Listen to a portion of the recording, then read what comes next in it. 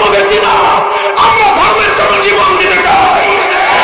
আমরা ইসলামকে দিয়ে স্বার্থ উদ্ধার করি না, জনগণের দুয়ারে দুয়ারে ইসলামের কল্যাণ আমরা পৌঁছে দিতে চাই।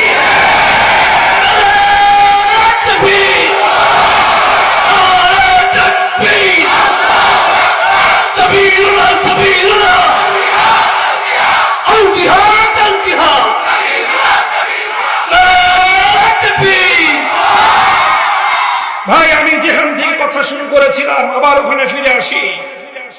আল্লাহ যদি ইমানদারদেরকে রাষ্ট্র ক্ষমতা দান করেন, প্রথম কাজ হবে তাদের আকামুস সালাত, নামাজ কায়েম করবে।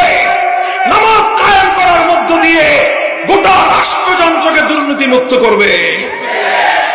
আমি চ্যালেঞ্জ করে বলতে পারি, আমার বাংলাদেশে প্রতি বছর চোরাদের দুর্নীতি কমিশন,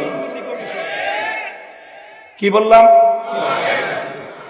দুর্নীতি কমিশনের যারা যারা বসে থাকে, খবর নিয়ে দেখেন তারা কত বড় দুর্নীতিবাজ।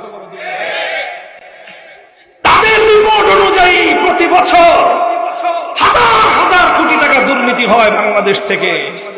এই দুর্নীতিটা যদি বন্ধ করা যাইতো, এক বছরের দুর্নীতি, যেটা দুর্নীতি দমন কমিশনের চুরি মার্কার রিপোর্ট দ্বারা প্রমাণিত, অরিজিনাল রিপোর্ট তো আল্লাহই ভালো জানেন।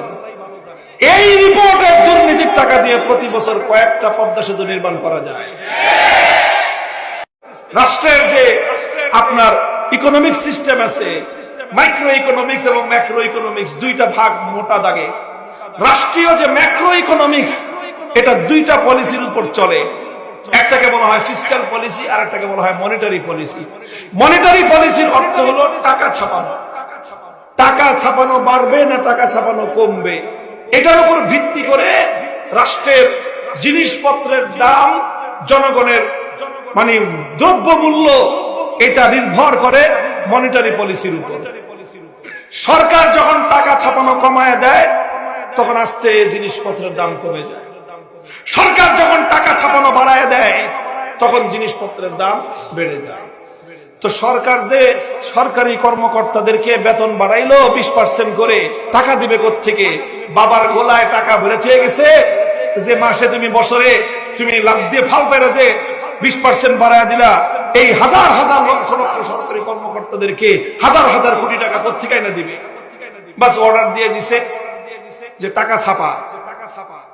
টাকা ছাপাইলো, 20% টাকা খামাখাই ছাপাইলো। একটা দেশের সম্পত্তি আছে মনে করেন 1 লক্ষ কোটি টাকার,